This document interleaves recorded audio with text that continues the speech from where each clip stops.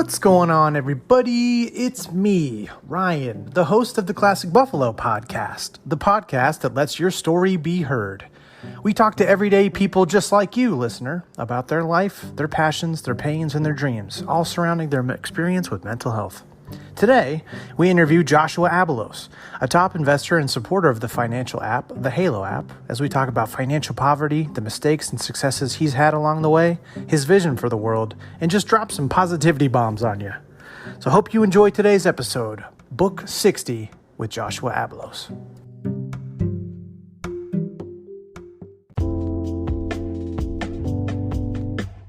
Joining me via the Anchor airwaves tonight is Joshua Abalos. Did I say it right? Correct. Yes, you did. Yeah, sweet.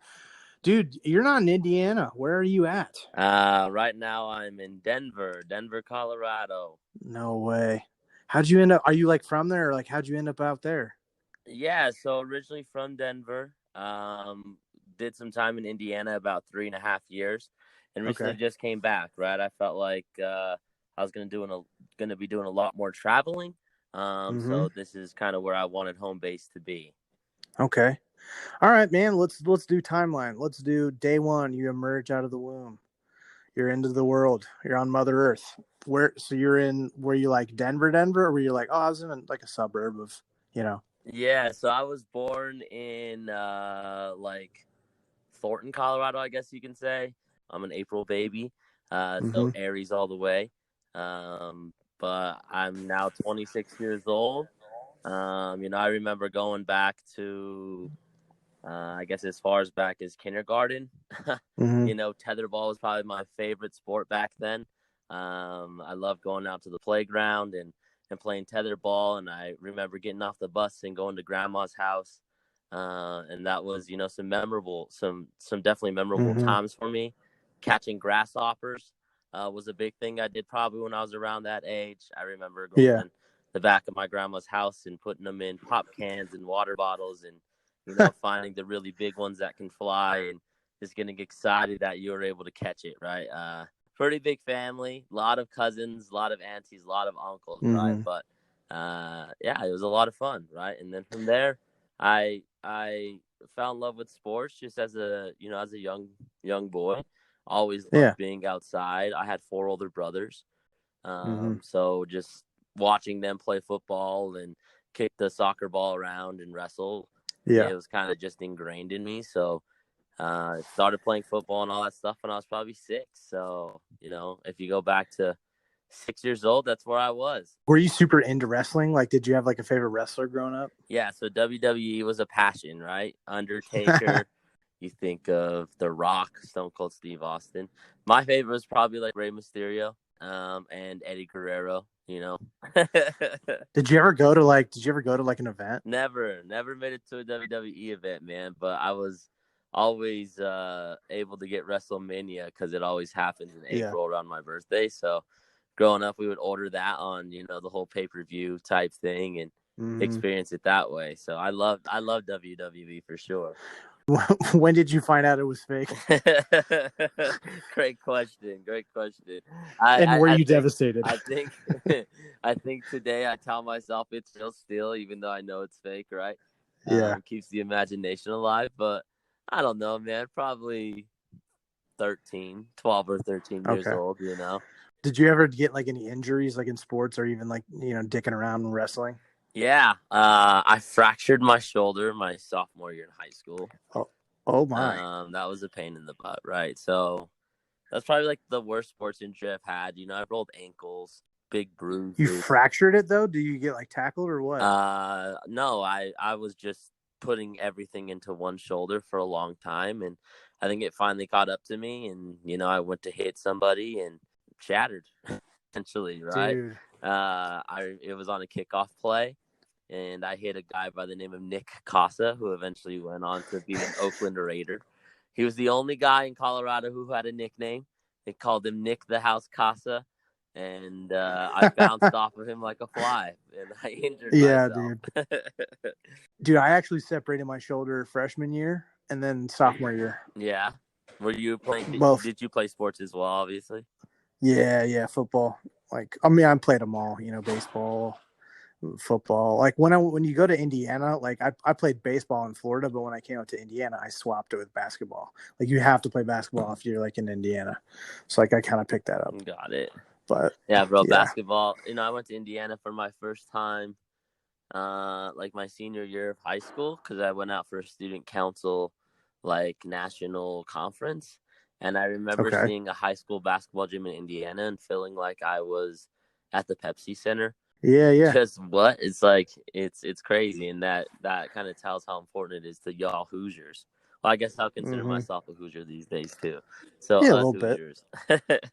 Yeah, let's keep going timeline. How did you end out here? Yeah, so 6 years old, bro. One thing I'll bring up, I think that's important. I was in a car accident when Yeah. I was 6 years old. Oh my A God. pretty, I Super guess, bad? severe accident, you can say. Yeah, so Yeah. 5 houses away from my crib, got, some guy T-boned us, and I ended up 384 stitches, plastic surgery, Holy 4.5 moly. weeks in the ICU, and I was 6 years old. A lot of crazy stuff happened, in that 4 weeks. Just kind of, How did you process that like at 6? Like you're almost dying. yeah, very interesting, I guess. One thing that was really cool was like all my second grade classmates like sent me a letter, and like my homie Robert came to play checkers with me. It's tough to process altogether. I remember telling my mom to call a lawyer, because I knew that I watched Frank Gazer on TV all the time, and that's kind of the first words I said when I woke up. But yeah, it was wild. So sports all the way up until my senior year, fell in love with football. Football eventually taught me how to be like somewhat of a player coach. I took that experience and got into sales when I was 21 years old, after working in the restaurant industry for a long time. Restaurant industry is my passion, will forever be a passion of mine.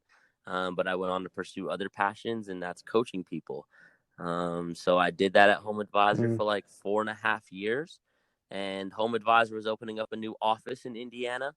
And they did so, I believe, in 2016. So I had a really rough 2016 here in Colorado. So I decided to move out to Indiana. Sold my house, put it on the market, packed up my bags, and picked the first apartment that I found online, right? I was kind of in a hurry to get out of Colorado, and I landed in Indiana, and Indiana accepted me well. So I decided to stick it out there for 3 years. And, after my endeavors with my previous company, Home Advisor, Indiana allowed me to start my own company, which was fantastic, right? Because the cost of living was just quite different from Denver. Made more sense to take. And when I did, it resulted in a lot of lessons, right? A lot of beneficial lessons in business. And I met my team out there, met some other local entrepreneurs that, I decided to invest in. I became an angel investor in Indiana. I became a business owner in Indiana. Indiana changed my whole life, opened my eyes about kind of who I was, what I was capable of doing. It empowered me to be great. And I think that's probably because I was letting a lot of stuff go that I held on to from my past. Now here I am, right? Traveling to and from Indiana and Colorado. I have great friends there, and I'll be a Hoosier forever. That's how. Yeah, why did you want your base to be in Colorado? Was that just kind of where your family Yeah, was it's my at? And so family's you here. figure you still like Indiana and you can still travel there. Yeah, I mean, I Yeah. can get a round trip ticket to Indiana for like $130, right? And I have tons of friends there. People who would probably be willing to let me sleep on their couch for a week or two. Being an entrepreneur isn't easy, right? And it requires you to really cut back in some cases as far as your way of life. For me, it made sense to not have any rent whatsoever. Right. And the only place that I was going to get that at this point in my life is at my parents' house. Right. So $120 is much more affordable than $1,000 a month in rent. And that choice had to be made in order to continue to pursue my dreams. Yeah. Let's talk about like the formation of your business. You're talking about the Halo app, right? Yeah. So the Halo app is fantastic. I actually was fortunate to be the first angel investor in the business. It was originally formed by Taylor and Ariana. 4 years ago, 5 years ago, Taylor and Ariana set out to solve the issue of fair access to cash and a simple investment opportunity for everyday people. It used to be called Sky Lending Company. Things happen, and that business closed its doors. In 2018, they kind of brushed themselves off, found another co-founder, and reestablished the business and rebranded it to the Halo app. In September of that year, I was asked to join, right? So I joined as not only as the first-time investor, but the first employee. And the Halo app is, an organization that is social impact focused. And essentially what we're trying to do is eliminate poverty, or at least alleviate poverty by allowing individuals fair access to capital and providing a simple investment opportunity for everyday people, right? By connecting folks for loans $100 to $1,000. So the Halo is pretty cool. I'm fortunate to be a part of it. Big social mission, a lot of love involved in the organization. Helping people is at our core. And I think that's what really our value prop is, because we've been there, right? We've been down. Our family's been down. Our family has used cash advance locations, essentially just trying to give my mama her smile back, right? Because financial stress really stole a lot of those moments where she was supposed to smile away from it. Is that kind of where your passion come from, like kind of with getting involved in the Halo app? My whole life, right? I've been looking for an opportunity that could change my whole life, and my whole life includes my family, right? It's been a long journey for us, but regardless of what we've went through, we've always kind of like stuck together, and it's been a lot of interesting challenges that we've had to face in my time here, 26 years. And I've always just wanted to make things better. 2019, I bought my mama a crib, bought my pops a crib, together. And that's been my passion, right? That's been my driving force.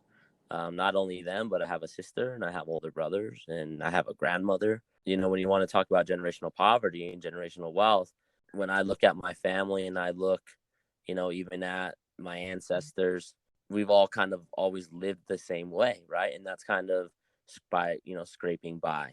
And so in a way, it's frustrating. And that frustration is somewhat of a driving force for me as well.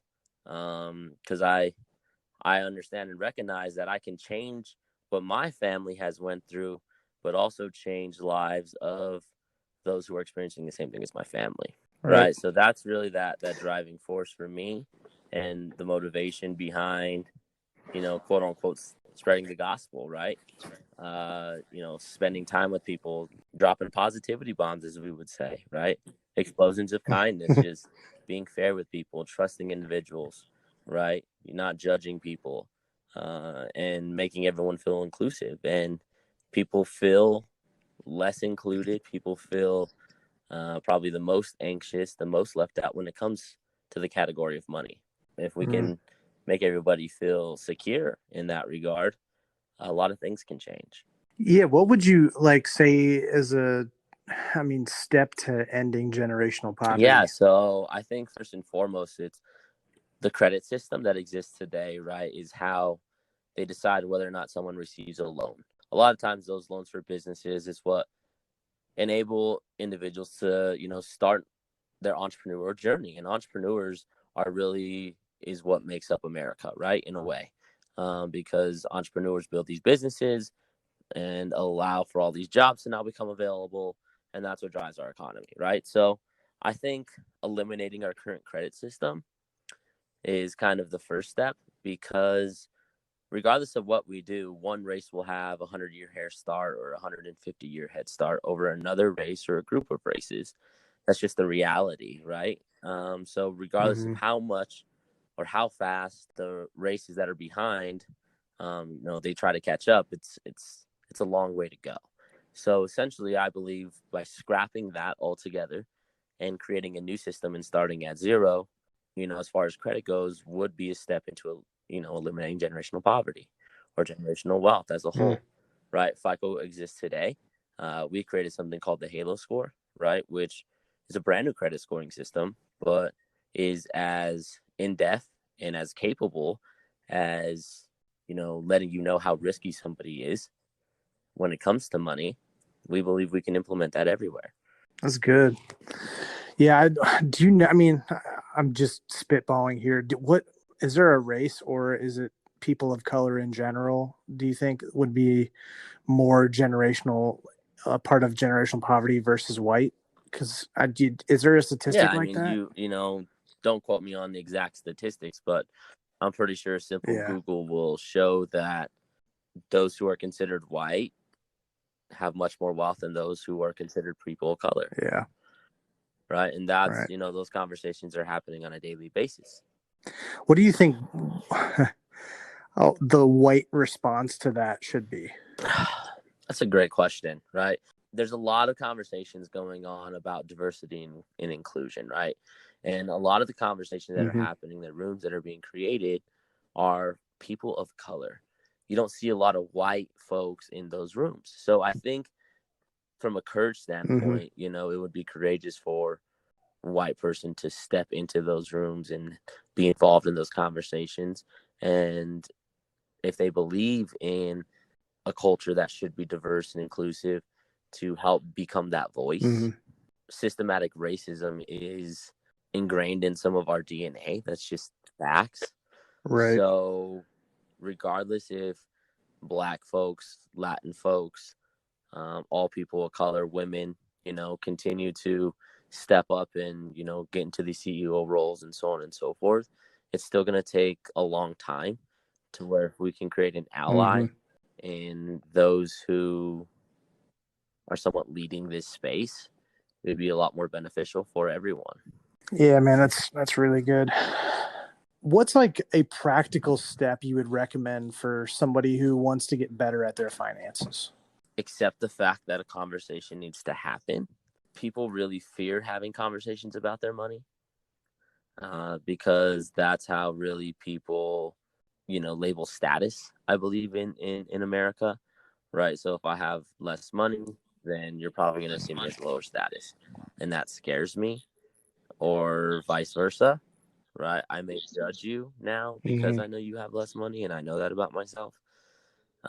So agreeing to have the conversation is step one. And then learning how to have the conversation is step two, right? Because a lot of people do have egos and emotions attached to money. It's going to be tough to break down those kind of emotional walls and those egotistical walls that exist with people and help them remove the emotional attachment from the dollar bill. And when that happens, they're going to be able to look at it in a logical way opposed to an emotional way. It's like credit score for me, like, was just building that up and like going to like using my credit card on really small purchases and then immediately paying them off and just doing that for a while. Growing your credit is possible, right? Absolutely, it's possible.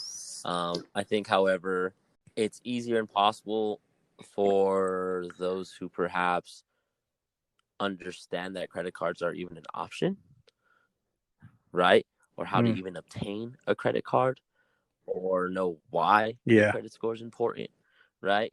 So those small lessons you might have already had an idea about, like, hey, credit's important. You know what I'm saying? Mom and dad talk about credit sometimes. Those conversations aren't happening as often as we like in different parts of the world. I didn't even think about that being privilege. Look at that. Just having the awareness that it's an issue is exactly privilege. You know what I'm saying? It's like that's the reality. And some people have privileges that folks who have $1 million don't, right?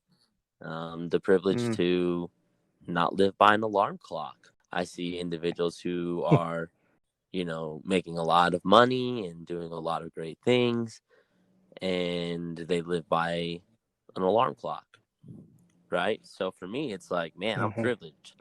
I don't got to wake up at 6 a.m. if I don't want to. If I want to stay up till 4 a.m. at night and work, I can. Yeah. There's privilege in every level or status of life. It's just really based off perspective. Yeah. Because again, those who have money compared to those who don't, if you spend a day in their life, you're going to see things and perhaps be acceptable of that way of life a little bit more. So you've like interacted with both people who are kind of a little bit like well off, like really well off, I'm sure. And then you've probably seen people who aren't.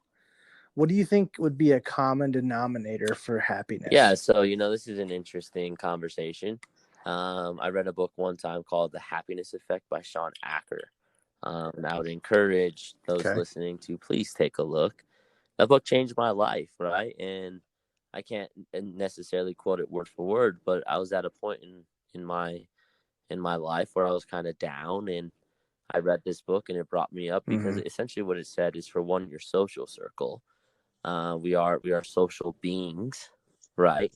We are individuals who need interaction. We are individuals who need positive touch, right? Handshakes, hugs, touches on the shoulder, right? Those are all necessary for survival as humans. So navigating your relationships is super important to happiness, right?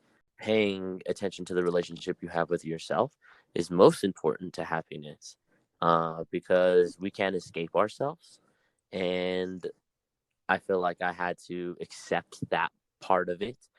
And when I did, I became more happy, because I feel like those who are unhappy, and again, just assumption, but they somewhat attempt to run away from themselves, rather than just hanging out and being themselves. That's some of the recipe to happiness, right? Of course, like exercise is super important, right? Sunshine, water, good food, healthy food, right? Water. Yeah. Those are Yeah. all clean water, right? I mean, there's 10 steps I believe that, is essential to happiness. And I actually learned this on an airplane coming from Denver to Indiana, from a gal named Jessica Mott. And she brought up, 11 keys to happiness. And I may not list all of them, but, one of them being good food, sleep, water, movement, interaction with yourself, others, your purpose, marijuana. Like loneliness will literally take your life, right? Yeah. What's something you would recommend to someone who's not really doing that well? It's not as scary as you think. I think fear is really that barrier there for that person, right? And it was that barrier for me. It's not as scary as you think, right? Yes, the fall is gonna happen. Yes, you're gonna cry. Yes, you're gonna get taken back to your past. Yes, there are days you're gonna feel like you want to quit, right? But it's not that scary. You are capable, right? And I think that's really what I've learned about myself over the last 18 months is I didn't even necessarily even understand my story fully. So it was hard for me to give myself credit to. Mm-hmm. So I think, another word of advice can be know your story, right? Really know what you've been through and what you're capable of and what you've done in the past. Maybe the picture you drew in 7th grade was really what you're supposed to do the rest of your life. So going back and reminding yourself of those nostalgic, positive moments, is a good place to start as well, because a lot of times our past haunts us rather than helps our future become more bright.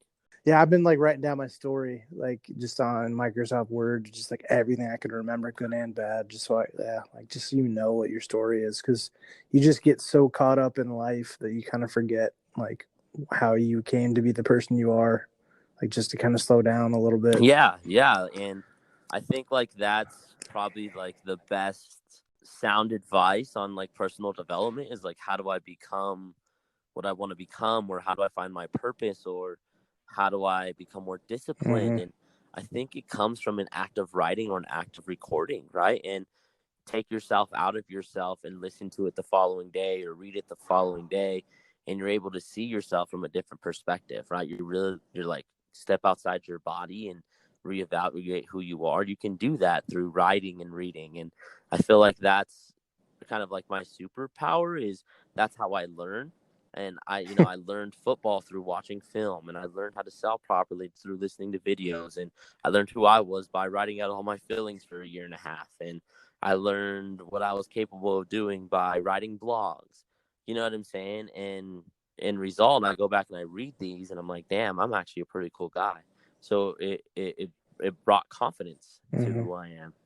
Do you currently or in the most recent past struggle with anxiety and yeah. depression, and how have So, you coped with it? As mentioned, 2016 was tough on Josh, man. It was really, really Yep. tough. It was the hardest year of my life.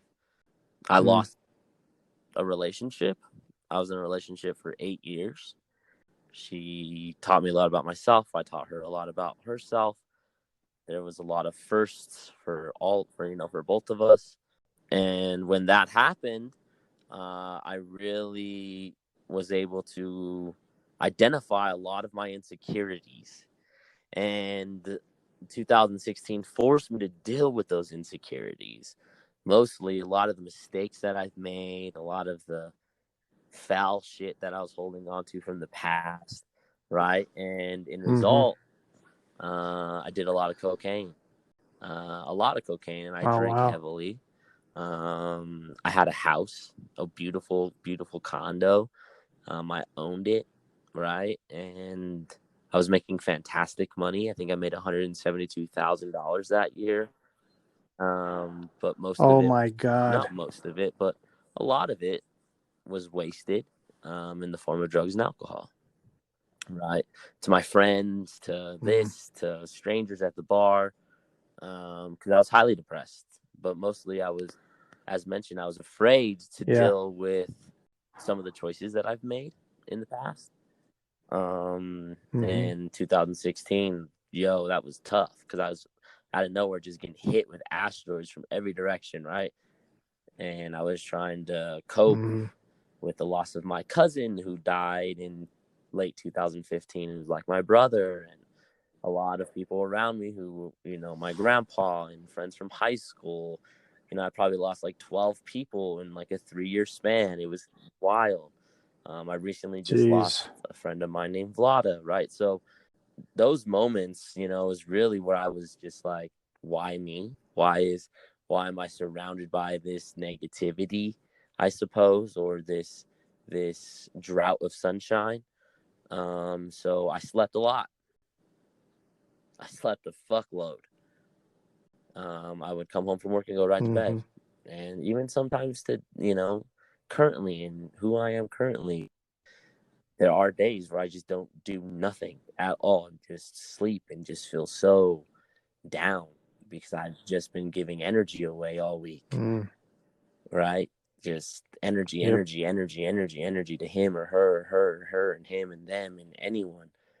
And in result, sometimes I don't get that refuel. Sometimes it just doesn't happen. And when it doesn't, it's a tough day. How do you get to those more percentage of good days versus bad days? And this is kind of my long way of asking, like, how did you get out of it? It Yeah. seems like there's still some rough days. Like, I'm not going to lie, I'm still going through a lot of stuff my own self. And yet I still do this podcast. Like I'm not an expert and not everything's peachy keen, but I am better in some aspects than I was in the past. So, I'm asking Yeah. this to help those who are currently just really stuck in it. And if you could kind of give any I tips or think so. just I things that think worked or, anxiety helped you get out. feels like no matter what you do, you're not going to be on time. You're always going to be late. And I hate being late. I hate it. I hate Yeah. it. I hate it personally as a person. Or it feels like you're falling down a hole. And while you're falling down that hole, you see things that you should have grabbed a hold of and you can't grab a hold of them. Or it feels like somebody's on top of your chest and you want to scream and you feel like you're screaming, but no sound is coming out. Right? So I feel like step one to coming out of it is knowing when it's happening, right? Knowing that an anxiety attack or a feeling of anxiousness is actually taking place, right? I feel like folks don't identify them or they're not aware of them. And since they're not aware of them, they can't practice how to deal with them, right? So, for instance, rule one would probably be step outside of the situation and take a deep breath, right? Or tell yourself that you're okay. Or, what does anxiety even feel like? Well, I get this weird feeling in my stomach and my chest kind of starts to collapse, right? So, like, identifying what it feels like and when it's happening, I think really is when people can start pulling themselves out because then they can start putting a practice in place to get through those moments. And, you may not get through all of them. You may only get through some of them, but celebrate those moments you get through along the way, right?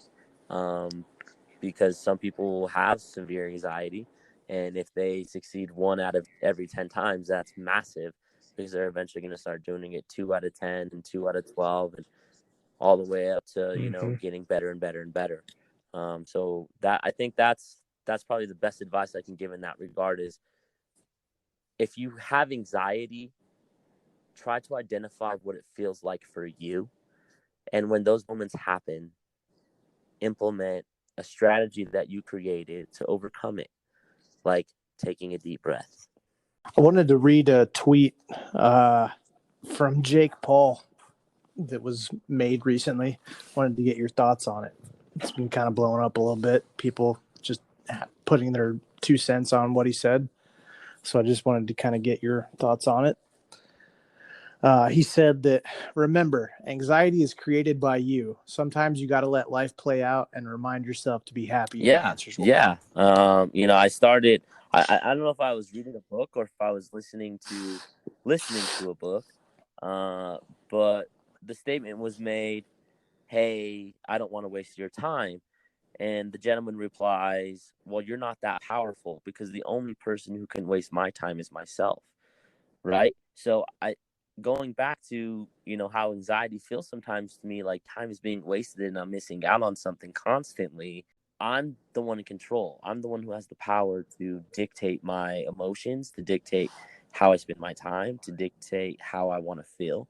Created in us either because of our past or because of a singular moment that occurred in our lives, or because that's just how we are, whatever the case may be. But it is created by us, because we decide how other people's actions and reactions make us feel. Yeah, I think people were getting upset saying that it's completely someone's fault that they have anxiety, and that, it has nothing to do with chemical imbalances. It has nothing to do with, for a variety of things, but it's like basically like it's your fault. I don't like, think that's just stop entirely being true, anxious. right? Because I'm anxious because of some of the things my father did to me, as far as how he treated me. He lied to me a lot as a kid. He was an alcoholic, and I would beg him not to drink, and he would still come home drunk. So I'm anxious to trust people because my dad lied to me my whole life. That's not my fault, right? But it is my fault if I don't decide to deal with it. Yeah, I see what you're saying. Dealing with it is not necessarily saying this is no longer an excuse. Dealing with it is saying this happened to me. It's part of who I am, and I'm okay with that. I can't change the fact my dad was an alcoholic. I can't change my family.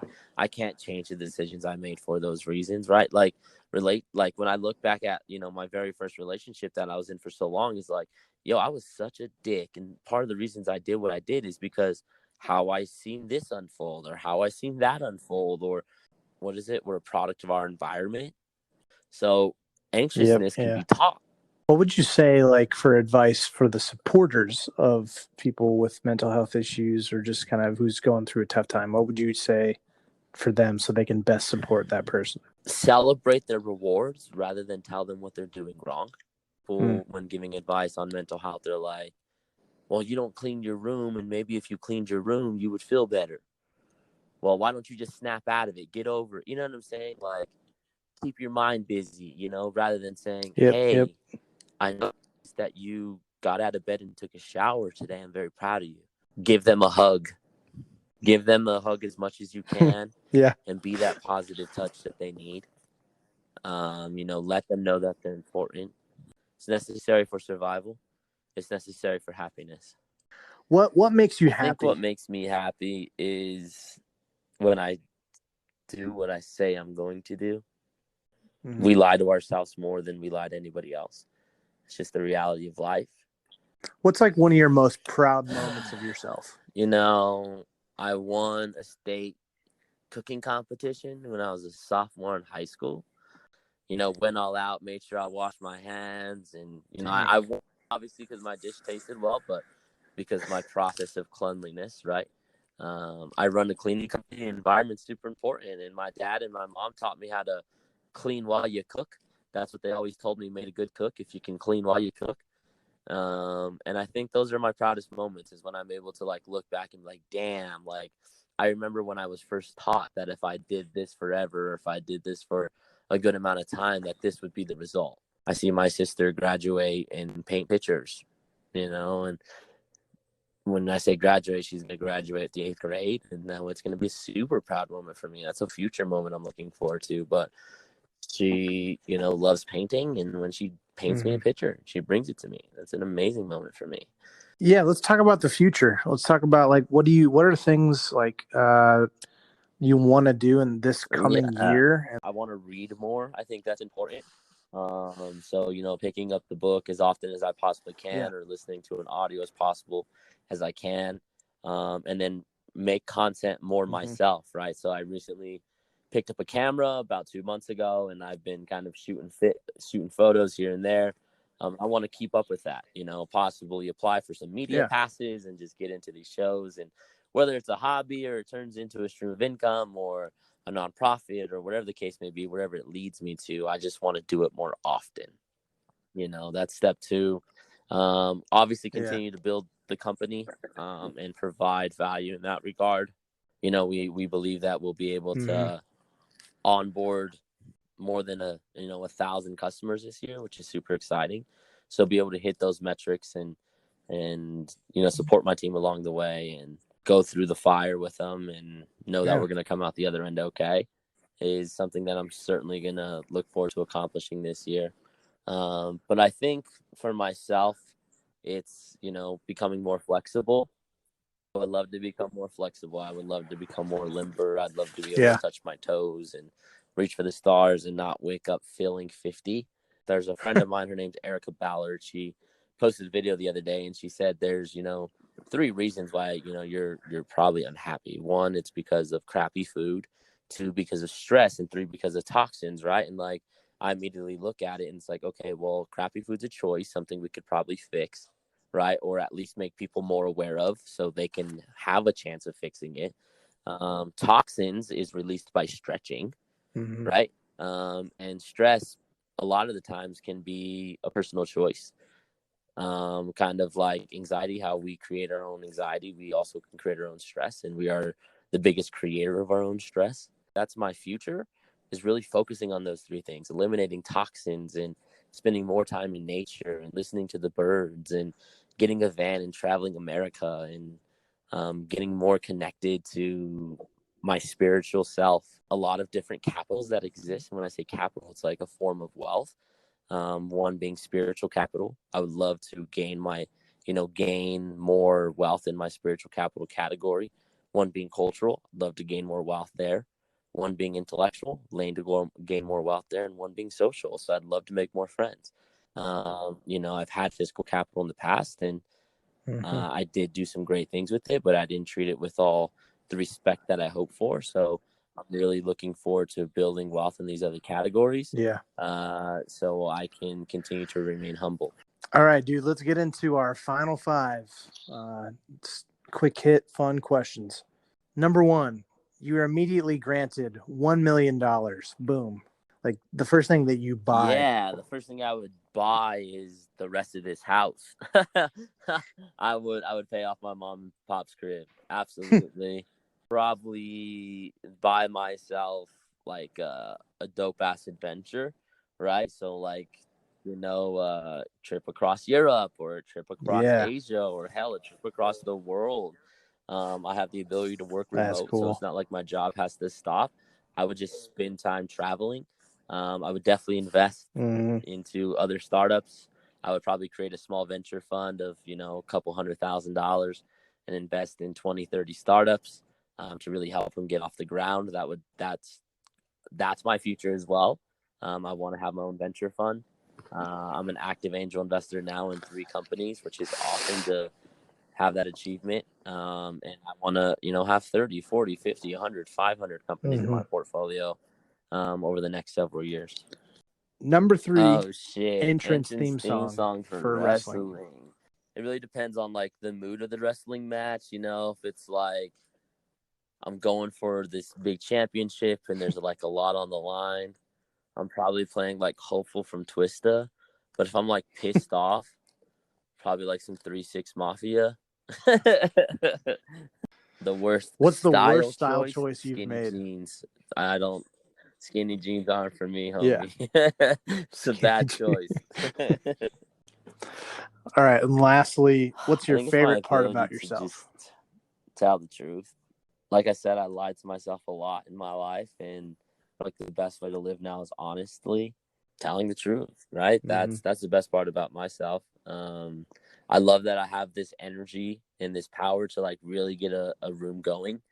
When you see like pump up videos and stuff about, football and the Al Pacino videos of, and when he's in that movie, what is it called? Any Given Sunday, you know what I'm saying? Like, I hope someday to, be on stage and do that. So I love that about myself. I love my ability to be passionate in the moment when it comes to, sharing a story or a level of energy to get a group of people moving forward. That's good, man. All right. So now you're going to pick one person, Mm-hmm. shout out Janice from 8th grade, whatever you want. Like we're pouring into somebody, whoever you want, and then you kind of share I'm this a part of the shout out to my podcast with them. brother Johnny. He's 3 years older than me. We grew up basically side by side. He picked on me more than anybody else in this world, but I'm grateful for it. It's enabled me to endure a lot of the challenges that I've experienced over the course of the last couple of years. But more importantly, financially, he's doing better than he ever has. He's, saving up for a house, and he is finally at a point in his life where I think he's happy and he feels accomplished. And I think that's something to be grateful for. All right, dude. Do you want to Sure. kind of shout Absolutely. yourself out, or like how Abalos. like My people can get involved with you? Instagram is Abalos. That's SHUGABALOS. LinkedIn, Joshua Abalos. Facebook, Joshua Abalos. Or thehaloapp.com, www.thehaloapp.com. You can also check out positivitybomb.com. Positivity Bomb is an awesome organization that we've created. So please check that out. Or shit, send me a DM, whatever. Let's talk. Let's figure some stuff out. I'm here to make friends. We're going to be having an event here soon. So look out for details on all social media platforms for that as well. Sweet. Well, thanks so much for joining me, man. We yeah, perfect. We had a good I episode. Hope the audio That's how works. it works, man. And hey, man, I really appreciate this. Like I said, it's my first opportunity. Yeah.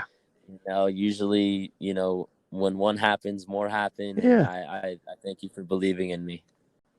All right, buddy. Thank Sweet. you. You have a good day. Enjoy. Thanks so much, man. It was great talking with you. Yeah, bye-bye.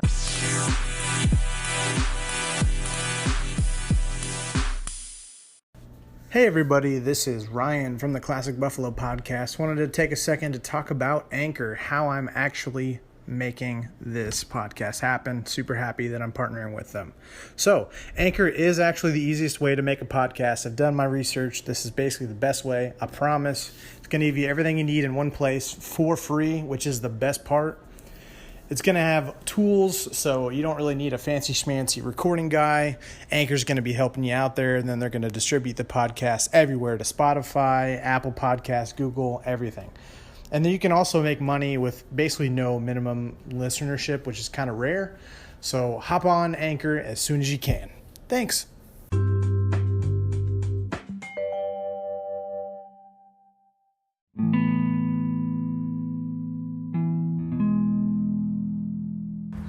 And that's the episode. Thank you so much, Joshua, for joining me on this wonderful episode of Classic Buffalo. If you would like to be like Joshua and to join me on the podcast, please hit me up on Instagram at Classic Buffalo.